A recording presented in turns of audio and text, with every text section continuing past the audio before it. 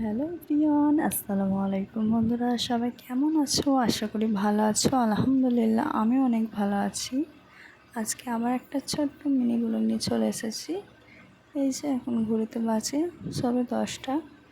আমি মুড়ি খাওয়ার জন্য এখানে ঝালমুড়ি বানিয়ে নিয়েছি। যারা আমার চ্যানেলে নতুন আছেন প্লিজ একটা লাইক একটা সাবস্ক্রাইব করে আমার পাশে থাকবেন। বন্ধুরা চলো মুড়ি খেয়ে আবার দেখা হচ্ছে। এবার রান্না বসাবো। এইখানে আমি মাছটা ভাজার জন্য মশলা দিয়ে দিয়েছি। দেখুন এখানে মাছ ভাজি চাপিয়েও দিয়েছি। আজকে মাছ ভাজবো, সয়াবিন বড়ি দিয়ে আলু রান্না করব, ঢেঁড়সের চচ্চড়ি বানাবো।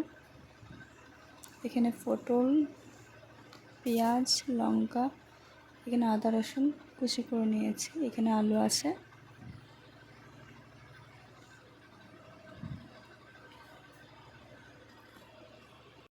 এখানে দেখুন গরম জলে আমি সয়াবিনটা ভিজিয়ে নিয়েছি। এখানে পটল দিয়ে আলুটা কষছি, ভালোভাবে কষে নেব।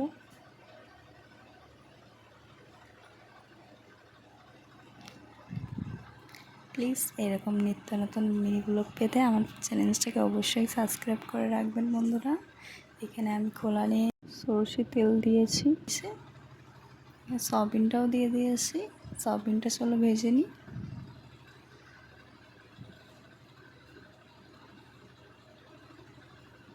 সয়াবিনটা ভালোভাবে ভাজা হয়ে গেলে আলুর মধ্যে দিয়ে দেবো।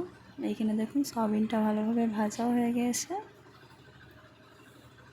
চলো আলুটা কদ্দূর হয়েছে সেটাই দেখা যাক। আমি কিন্তু আজ উনুনেই রান্না করছি। উনুনে রান্নার টেস্টটাই আলাদা।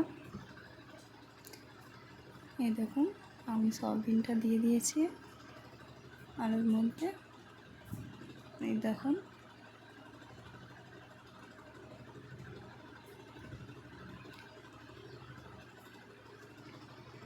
আজকে রেসিপিগুলো কেমন লাগলো প্লিজ অবশ্যই জানাবেন। এখানে আমার সব রান্না রেডি। এই দেখুন ভাতও হয়ে গেছে। এখানে আছে ঢেঁড়সের চচ্চড়ি, এখানে সয়াবিন দিয়ে আলু,